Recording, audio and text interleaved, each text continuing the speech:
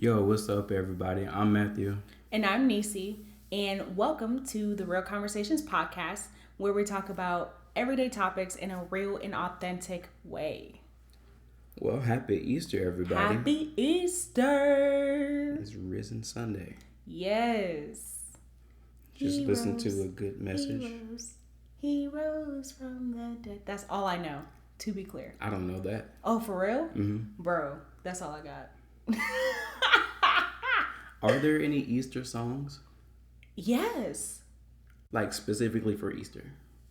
Yeah. What? I didn't know you were like expecting me to do it. No, you don't have to so sing like, them. I'm just saying I ain't never heard. I don't. The one song was like, I know it was the blood for me one day. Is that I an was Easter lost. song? It's honestly about Easter, and like people just sang it like every Sunday. So, I mean, I'm just saying I don't remember hearing a song there are saying like, the word Easter in it. Like, cause I don't know if this says Easter. Like, it says Easter. Because Christmas songs say this Christmas. Okay, but there's not every song a Christmas song that says Christmas. Yes, there is. Every Christmas song says Christmas. Yes. Every single one. Every single There's one. not one Christmas song that don't say Christmas. Nope. You know what? All right, people. Well, we got a new. We got something new we need to ask y'all. Does every Christmas song have the word Christmas in it? I don't think so. If you can name me one Christmas song off the top of your head without looking it up that does not mention the word Christmas, I'm gonna have to find something to give you. Listen. It might be nothing but a hug, but I'll give you something. Man, our undying love. Like, yeah, we'll have to figure that out. That's the whole thing. Anyway, but the point is, happy Easter. Happy Easter. The Lord has risen. There we are. Yeah. Well, no, I'm kidding. So we're so excited to be here with you guys today. A lot of things have been going on this past week. You know, last week we told you guys we're moving, so we are recording this episode in our new home. That was a great sound effect. Thank you. 10 out of 10. I think I'm pretty great. I think you should do our intros. Like, let's do it. No. But yeah, we're recording in our new home. We're so excited and grateful for God to just bless us with this home. Yeah, man, it's so great. I've been looking forward to it for so long. Man, listen. We finally here. For real. I'm so excited. So it's just God's good. That's period. Like everything about the move and just getting everything over here was fine. So fine. And it was quick too. Yeah. We started at 1 and we were done with everything by like 2:30. And by everything, he means like moving it from our apartment to our house. Like we weren't unpacked. Like, be clear. Taking it out the apartment, putting it in the truck, driving the truck over here, unloading it from the truck, and taking it into the house. Yeah, that was done in an hour and a half. That's crazy. To be honest. Driving that truck sucked though. I hope I never have to drive a big truck like that again. So there was like a 15-foot U-Haul, and I already knew I wasn't driving it. To be clear, we are lucky when we don't get in accidents in our little Hyundai. Okay, so we already knew your girl was not driving the U-Haul. Okay, so like it wasn't bad. It's just big, and the wind be blowing it all over the place, and you can't drive that fast. Yeah, see, no. And y'all left me in there all by myself. What you talking about? I wanted somebody to ride in that truck with me because I wasn't about to sit and listen to the FM radio that was on there. Well, apparently you did. No, I didn't. Oh, you sat in silence? No, I brought my speaker with me. Oh. And I just sat it in the seat next to me and played the music through that. Well, that's smart. Then it got hot in there, but I couldn't let the window down because it was just beating me in the face. They ain't had no air conditioning? No. Oh, dang. That's tough. Yeah. That's tough. You know, so dang.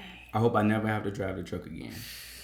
Well, I mean, we in this mug, they said 30 years, so, you know, got a while. Next time, we saving up to hire people to do it. I know that's what we said this time. It was so much cheaper though, bro. Like, come on now. God will provide. It was a tenth of the cost. God will provide. We're going to talk about that later. Anyway, yes. So, yeah, we moved into our home. We're so happy, so excited for everything that God has in store for us. And so it's great. Like, neighbors are great. The neighborhood's great. Like, everything about this, the whole process was just so smooth. Really just God blessed us in every step in ways that we did not anticipate. Mm-hmm. And so it was wonderful. Like, I definitely recommend my young people out here, if y'all want to build a home, do it. Yeah. Go and do it. Build something that ain't nobody ever lived in, you know? You the only one that flushed the toilet. Allegedly. You don't know. The people, the builders, they might have used the bathroom. Yeah. They might have. But, you know. Yeah. I would suggest that you build your credit before going to build a house. Big facts. But, I mean, go for it. Listen. If God say it, do it. Mm-hmm. Come on. Just know that just know that as soon as you start applying for the house and everything, and they start looking into your credit, that credit score will drop significantly. Man, let me tell you, I was so upset. I'm not gonna tell you what my credit score was, but it was up there. Like when you checked it, it said excellent. I just rolled my eyes so hard. Anyway, the point is, yes, we'll talk about that later. Yeah. Building a house when you're young, getting a house. What's that process like? Looking for young people out here in these streets. Yeah. Because don't rent. Stop that. Don't rent for the rest of your life. Ew. Don't recommend that. But yeah, we'll talk about that in another podcast. Another episode. Yeah. But so yeah, I mean, throughout the process though, like watching it go from nothing to the fact that we sitting in here. Like, I remember when we came in during the pre-drywall meeting, and it was cold. We ain't really had no walls. Like, I think it was like 18 degrees out that day. Bro, my feet were cold. There was no walls. Like, none whatsoever. And so, I mean, it just took a lot of faith to get from there, where you couldn't really imagine how it was going to turn out, to walking in on Saturday. And it being so much better than you thought it would be. Yeah. Speaking of faith. Come on now, shameless plug. Today we wanted to kind of just take a minute to talk about faith. Yeah. Kind of just in general, but I mean what that looks like for us. Yeah. What it looks like to have it and just be in a realm of faith. Yeah. So we're not gonna address the fact that I just hit you with that chick angel type of transition. We're not gonna. That transition, I like that. They might not know who that is, so I wasn't gonna bring it up. You right. So for those of you guys who don't know, Kev on Stage and That Chick Angel, they have a podcast called Here's the Thing. And it's a great podcast, and Angel is awesome because her transitions into her ads are like, you just don't see them coming. Like, you don't see them coming at all. Like, you really think she's into this conversation, and she's not. It's just getting into an ad. You just wait until we get some sponsors. Listen, I'm gonna ease them things in there so smooth. So smooth. But what I was saying was, talking about faith and building the house and everything. Yes, that is our topic, and yes, that actually was true. But the fact that, it just kind of transitioned rather smoothly. It worked quite well. Yes, it did. Amen, somebody. Okay, sorry. But yes, today we're going to talk about faith, as Matthew has said. And so, I mean, really just for us right now, like I said, to be honest, when we were building this house, when we first drove by, it was concrete. Like I literally said to somebody, it was either yesterday or the day before, I was like, we literally 2 months ago, it was a slab of concrete with some tubes sticking out of the ground. Sure was. And we were just like, yeah, baby, this is our concrete. And then we came back 2 weeks later and they had the framing up. Yep. Yeah. And then we here now and it's a whole finished house. It's a whole thing. Yeah. Boy. And it's just the process was exciting, but also there was some you know what I'm saying, some moments when you're like, ooh, is it gonna, what if, and is it, no, maybe, whatever the case may be, and I really think like that goes into faith. With faith, you don't have a plan, you know what I'm saying? Like, you don't really know what's going to happen, because like if you know what's going to happen, that's not faith, that's strategy. Right. To be clear. And so like just watching them build this house was having faith that this was going to work out. Even though like when you're walking through and all you see is concrete, you can't see the layout of the house. You know what I'm saying? You can only imagine it. But just really just having faith to see it through. Yeah. Yeah. That's crazy. So and before we just start getting into the things that we have faith for, or what faith looks like for us, I mean, we should talk about basically what faith is, or like the definition of it. Right. So, I mean, how would you define faith? I mean, I think the actual definition of it is the perfect definition. It applies to everything. So it's just hope for things not seen. Right. Yeah. I mean, I can't remember the exact, like how the exact scripture was worded, but I just know it's like faith is the substance of things hoped for, and I think it's like the absence of things not seen or something like that.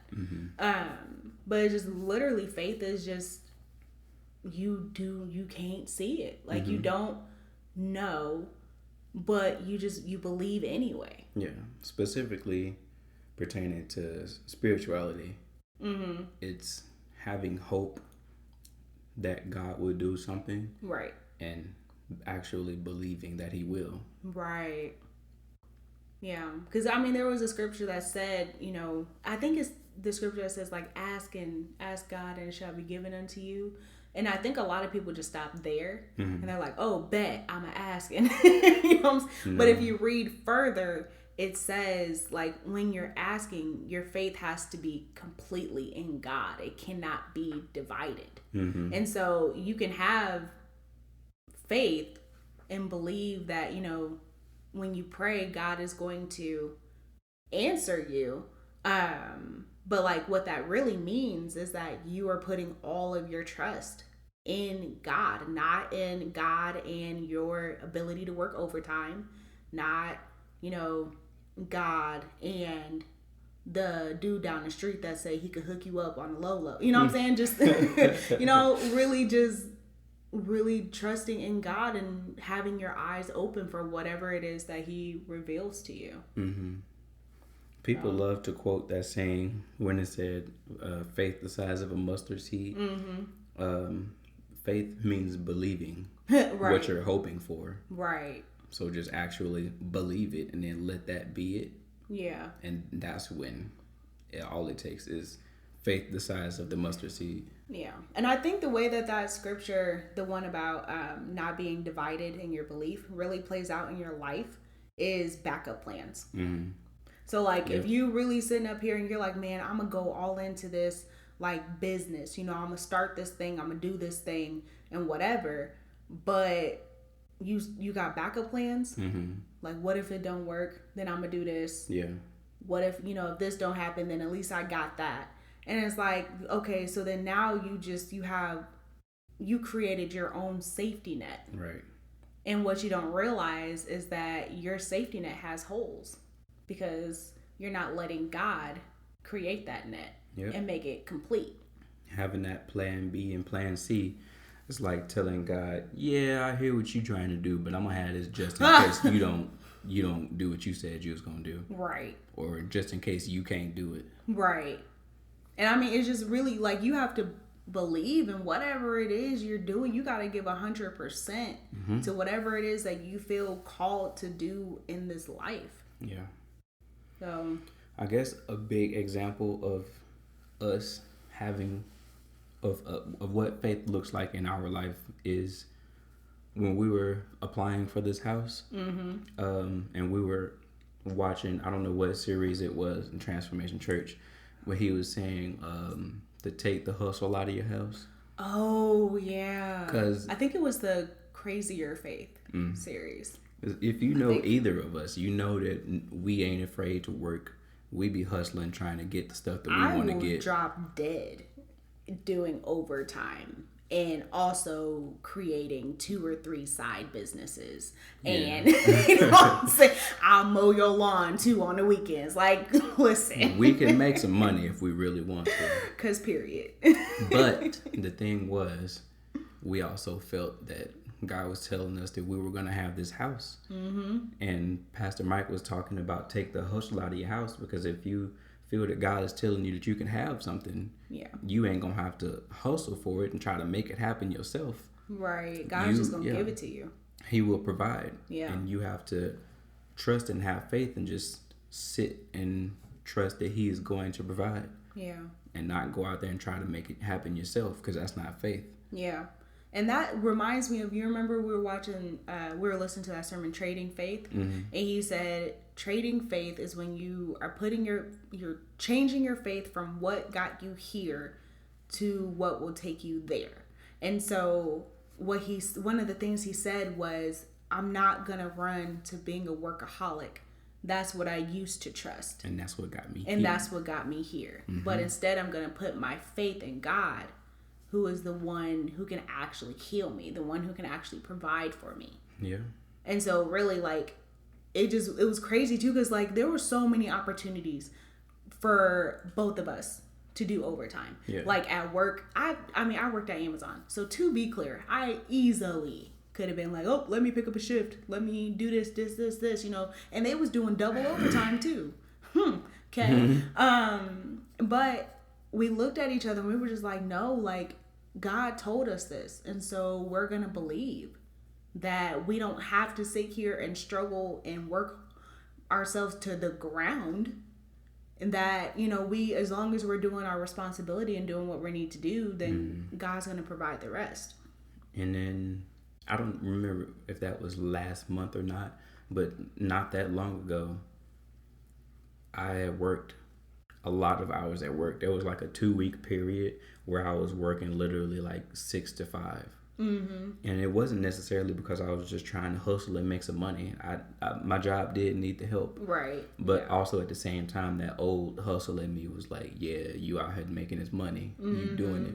And then when I looked at my ADP and I looked at how many hours I had at the end of the 2 weeks. Yeah. I was like, I had 106 hours on that check. And I was proud of it too. I was going around bragging, and you have to realize, I'm like, that's not a good thing. Yeah. Like I was telling myself, like I hustled for that money, and I was like, I got it, but that's not what you're supposed to be doing. Right. So yeah, I mean, when he like pulled up his phone or app or whatever, and he was like, babe, look, you know, I did 106 hours, and I was like, why are you happy about that?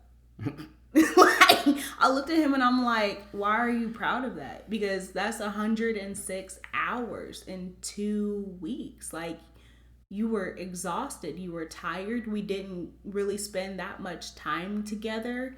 You know, you were just all of those things for this money that honestly is about to hit our bank account and then leave. Like, right back out. So it's like, you know, what are you, and that's the crazy thing too, is that culture just so badly is like hustle. You know, I got 6 jobs. What? Why? Like, huh? This lady who actually we were signing the papers with when we were closing on our home, she was like, my husband's a chef. He works 12 to 14 hour days and he gets 3 to 4 days off in a month. I said, a month. Oh, ew. Not a week. A month. You see this man 1 day a week, and otherwise he is gone from sun up to sundown. Right. It's like you said, he first one to wake up and the last one to get home. Right. I'm just like, ew. That's not cool. Like, that's not something to brag about. If you want to live like that, then you need to reorganize your priorities. Maybe don't have a family. Maybe. I don't know. Plan on retiring early, because I can promise you ain't going to be able to do that forever. I hope so. But it's just like, it's crazy. Like, why is working yourself into the ground something that's just so sexy? That's crazy. But sorry, the whole point is that really faith is just, and to be clear, I'm not saying that faith means that, you're not working. Like, don't be like, cool, chilling. Like, don't do that. Yeah. Don't do that. Go out and do your job. But what I'm saying is, like, don't only rely on your job as your true source of provision. Yeah. Don't go out trying to make what you believe in God to do happen for yourself. Right. Actually, just live your life and trust that He will do it. Right. And by being obedient in what it is that you're supposed to be doing, that's when He steps in and actually takes fills care in the of gap. everything that you need. Yes. Yeah. And I mean, for us, like, in that, it just really was, okay, we're going to work our jobs. We're going to work our hours, what we're scheduled to do. Mm-hmm. And, we came up with a plan. This is how much we're going to save and set aside and get rid of all of our unnecessary spending. And God's going to fill in the rest. Mm-hmm. And He did. Yes, He did. There were so many random expenses that we were going to have to pay around like this time, or like that we should have had to pay last week. But literally, like, within the 2 to 3 weeks leading up to us closing, stuff, all of the expenses started dropping off one by one. Yeah. It's like, you ain't got to pay this no more. This has dropped from this amount to this amount. Yeah. You went from having to bring this amount to closing to getting this much back at closing. Listen, and then what we got back was more than what we thought we was going to get back. What they told us we was going to get back. Right. I said, oh. Huh. Blessings on blessings on blessings on blessings. Because period. And then the thing is too, like, I know in all those situations too, it was like, okay, this is great. I had to remember, put God first. Yeah. Like, in everything that we got in, we automatically tithe 10%. Because I'm like, I'm not going to sit here and get these blessings and not remember to give honor to God. I refuse. Yeah. And so that's the thing too, is remembering to, like, be humble and give honor to where honor is due. Yeah. But so I mean, and I know, like, we've been talking a lot about, the great things that God has been doing, which, I mean, He has. Like, let's go ahead and testify about it. Like, God has been blessing us and making a way for us and providing for us, and it's amazing. But, like, also though, it definitely took a lot of growth. Yeah. In our faith. Yep, definitely. And I mean, for me, I'm a planner. So, like, when you was talking about plans A and B, I got plan A, B, C, D, E, F, G, H, I, J, K, L, M, N, O, P. Like, I'm not, I got a plan for every plan. And just in case that plan fall, I got another one too. You know what I'm saying? And so for me, it was just having to get rid of my backup plans. Straight up, no backup plan. Just, okay, God, this is what you said. This is what we're going to do. Then this is what I'm going to put my attention to. Mm-hmm. It's a lot. It's not easy. Like, I'm not going to sit here and try to make it sound like it's easy, because it's not. Mm-hmm. But it's just, when you're passionate about living a blessed life, when you're passionate about the life that you have envisioned, then everything else just don't matter. Mm-hmm. You got to prioritize. For real. So, I mean, I know for me, it was getting rid of the backup plan. Like, not looking at our expenses and being like, I'm going to sign up for, some extra stuff. Let me go ahead and get a side hustle real quick. But just looking at it and being like, okay, God, you're going to provide. And doing my regularly scheduled programming. And not going through the entire time worrying and stressing. Yes. Like, do you know relax. How many times I had to be like, God does not give us the spirit of fear. You just, you just randomly catch yourself sitting in the corner, rocking back and forth, hyperventilating. Man, for real. And it was like every single time I felt that, I was like, this is not of God, because God does not give us the spirit of fear. Right. He does not.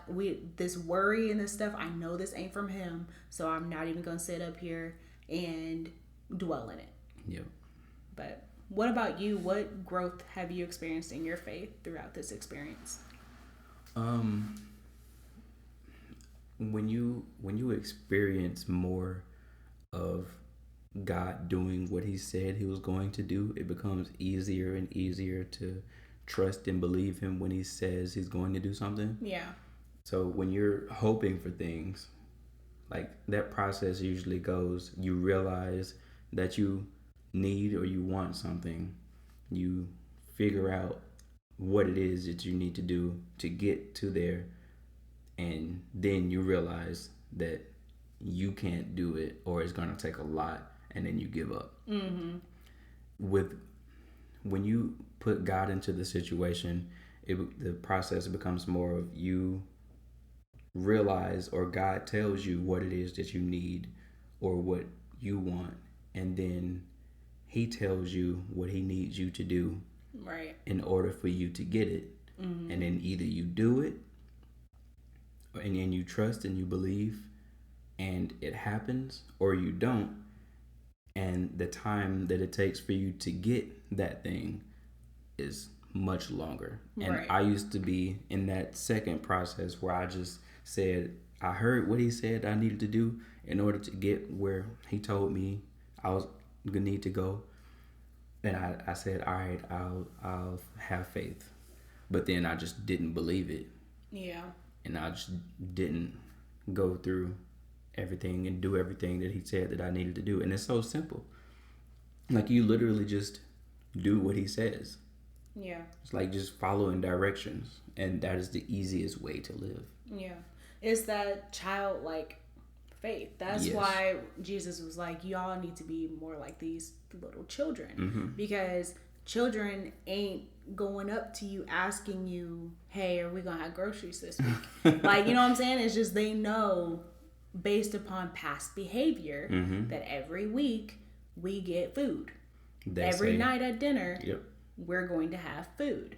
And so that's the same thing with God. It's like you're not sitting based upon past behavior, based upon how much you've seen him work in your life, what you've seen him do in other people's lives, what you have witnessed him do. You know, okay, this is God's character. It's not going to change. So no matter what is happening, I know that God is going to come through.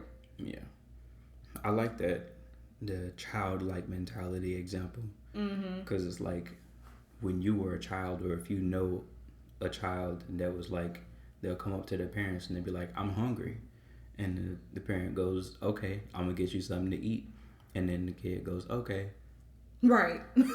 Not how.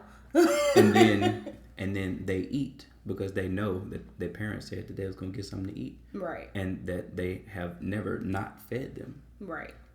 So if you come to God and you say, I need this money for this, or I need something, and he says, okay, I'll give it to you. Oh, bet. You say, okay, and then you trust that he's going to do it, because why would he not? Why wouldn't he provide for his child that trusts and believes in him? Yeah. It was, so another scripture too that I've been having to say, or like remember in my head again, is like the latter half of Matthew chapter 6. And it was a part where it was like, you know, God provides for the birds. God, you know, basically God provides for the animals out here in these streets, right? And so if God does that, then how much more does he care for you? How much more will he provide for you? And then it goes on to say, so don't worry about what you'll eat or what you'll drink, because these thoughts are the thoughts of unbelievers. And I'm like, I know unbeliever. Like, God, I believe in you. You provide for these birds. These birds are not here dropping dead. You make a way for them to eat. You give them shelter. And so if you do that for them, you're going to do that for me. Yes. That's powerful. It really is, honestly. But I mean, going on to say that too, like with where we're at right now, like definitely faith in God and eliminating, you know, faith in other things definitely got us here as well. But I know that I need to refine that faith if we're going to go to where whatever the next thing is. And also, so stop on embracing here, right? Here is holy. Yeah. I'm not trying to be like, all right, on to the next thing. But I know here, my faith has to be stronger. And so I've gotten rid of the backup plan thing, but still sometimes in the back of my mind, it's like I want to have that crutch. Mm-hmm. And so I think for me, just not having control over everything, is super important. Because, I've gotten a lot better. Like, I would have had 17 panic attacks, got 3 new jobs, and all this stuff. So, like, I've definitely gotten better. But I know that, like, I need to let go of wanting to have control over everything. Like, there are times that God speaks to me that I'm just like, I don't want to do that because I don't want to do that. Mm-hmm. Like, and that's just what it is, you know? So working on that, having faith in being okay with being uncomfortable and what God asks you to do, because he knows what is best. Right. And so, for me, it's definitely, I got to work on giving up control and also just really 100% trusting that everything is going to be good. Like, all things work together for the good of those who love God. And so, like, I'll be like, oh, okay, everything's going to work out. But then I'll be like, but what if it don't? Yeah. But what if, what I'm saying? And I entertain those thoughts. There's nothing wrong with having those thoughts because we're human. They're going to come into your mind, but it's what you do with them. Mm-hmm. And so for me, before I go ahead and get rid of those thoughts, I live in them first. And so then I think that's where the fear and the worry start to try to trickle in. And so I know, like, in this season where we're at right now, I need to go ahead and refine that and completely just strip that out of me. Yeah. So. For me, I need to work on trusting that through the pain and through the tough situations that God will work things out or grow me in the way that I'm not expecting. Mm-hmm. Because whenever I'm going through a tough situation or if there's something that I'm struggling with, I'm just like, I don't want to go through this. What is the point in me doing this? I don't want to have to go through all this pain just to grow to something that I don't even think that I need. It's just situationally. It's like you don't think that you need something that he's trying to give you while you're in the moment, because he's trying to give it to you for where he's taking you. Yeah. Not for where you are now, because of course you don't need it where you are now because he's got you doing fine where you are now. But what he's trying to get you to grow in and learn isn't for now. It's for where he's about to take you. And if you can't learn that lesson, you're gonna be stuck. Then you're gonna be stuck there, and people will be sitting there wondering, trying to figure out why they've been in the same place doing the same thing, and they've been asking God for the same thing for a long time. It's because he's trying to get you to learn a lesson or try to get you to grow to a certain level before he can take you to somewhere. And if you're just so stubborn and you won't learn that lesson, you're gonna continue to stay exactly where you are. Yeah. One thing Pastor Mike said, he was like, ask God, what are you trying to show me? Mm-hmm. What is it you're trying to tell me? And man, where we were at, I was like, I ain't trying to stay here. Yeah. Like, here is holy. While we here, cool. Thank you, Lord, because you're here. But I feel great. But also, right. But let me go ahead and learn these lessons real quick, so that way you can go ahead and release me. And I think, honestly, I feel like that's the part of embracing here. It's like, you run away from what's happening now. Yeah. And it's like, you trying to run away, you ain't never going to get there. Yeah. You have to be present and just go through your day, go through your life. And by you being present, you're just going to look up. And God's going to have already transitioned you to your next spot. You don't have to run and do all this work. If you just stay here and be obedient, your here is going to turn into there. Yeah. So. Yeah. Mic drop. No, I'm kidding. No. So with that being the things that you're working on in your faith, is there anything in particular that you are hoping for the future, or just some things that you hope to happen, that you have faith to happen? I hope to get to a place where I don't know how to say this. Like, I want to get to a place where when God says it, I instantly do it. Mm-hmm. Not where God says it and then I think about it, wonder if that's really going to work for my aesthetic and what I feel like in the moment. And then after some wrestling and tussling and thinking, and then I go, oh, okay, fine. You know what I'm saying? But just being obedient in the moment, not when I feel like it. Yeah. It's something that it's something that I hope that I get to. And also just a boldness, a boldness to say whatever I need to say to whoever it is, that God has given me to say something to. And just embracing the freedom in walking with God. Because I feel like a lot of people are like, oh, you have so many rules and so many things that you can't do, and I'm free. But it's like, are you though? Because I'm the most free that I've ever felt. Yeah. And it's literally just, because it's like, imagine what it's like to be a kid. When you're a kid, even though you have rules, you have freedom because you don't have the thoughts of responsibility and the things that the adults are thinking about. Mm-hmm. You're not thinking about. You just get to go play. Yeah. You just get to come to dinner. You just get to go, like, you know what I'm saying? And so that's where the freedom is because when you're walking with God, you don't have to plan your life. You don't have to figure out how you're going to get to your next step.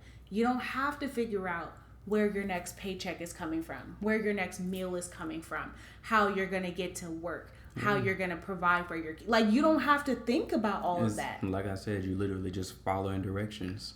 He tells you what to do and you do it. And when you do it, he's like, good job, here you go. Right. And you're like, cool. Like, and so, like, but I'm still wrestling in that. Yeah. You know what I'm saying? And so that's where I hope in the future, soon, I get to a place where I'm truly free. Like, I'm the freest I've ever been, but am I truly free? No. Yeah. So that's where I hope to get to in the future. And then you were talking about rules. People see rules as such a negative thing. It's like, because when you're talking about kids have rules, like, but it's literally there to keep them safe and stop them from doing stupid things stuff that will harm them that they don't even think about. Yep. It's like you tell the kid not to run out into the street or not to just walk outside by themselves. And they're like, why? That's what I want to do, and I don't see why. Of course they don't see why, but you know that they could get hit by a car. Somebody could come snatch them up. Yep. An animal could attack them. Who knows what could happen? Depending on where you live in. You know the dangers of what could happen even when they don't. So God knows exactly what could happen to you if you were to do the things that he's telling you not to do. Mm-hmm. But I mean, ultimately, we have free will. You can do what you want. But he's telling you, don't do this because it's going to be bad for you. Right. And there have just been so many times where I was like, I'll figure that out. And then I sit there and I'm like, dang, I didn't have to go through this. Mm-hmm. Like, I did not have to, my heart didn't have to be broken like this. I didn't have to experience this. Yeah. If I would have just said no, went the other way, I would not have to experience this. And now I'm sitting here praying for God to relieve me of something that he didn't want for me in the first place and told me not to do. Yeah. It's a whole thing. It really is. But literally, just all you have to do is follow directions. Next time you feel that God is telling you to do something, just do it. Literally just follow the directions without question and see what happens. Yeah. It could be something small, or it could be something big, but just try it. Literally, just what's the worst thing that could happen is God is not going to leave you. He's not going to lead you wrong. Right. Yeah. One thing that I think there's a couple things that I'm looking forward to have faith for. I want to be surrounded by a group of friends or just a circle that I can be close with and vulnerable with, and I don't have to be afraid or nervous about judgment. Yeah. Or just having that group that you can be close with and that y'all are on the same page, and that because being a young Christian, you don't really have a whole lot of people that you can just sit and have conversations like this with without it being awkward and weird, because don't nobody else want to talk about it. Right. But it's not awkward or weird. We're literally talking about the thing and the person that is making our life better. Right.